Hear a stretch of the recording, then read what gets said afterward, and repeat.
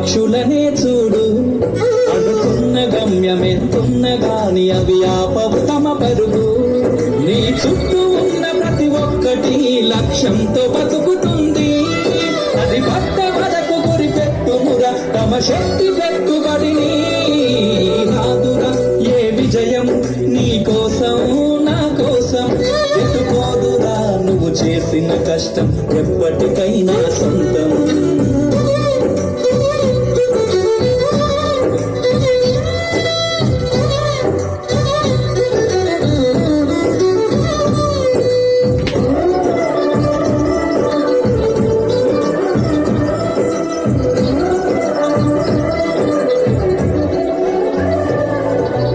ఎంత చేసినా ఎదగలేదని దిగులు చెందబోకు.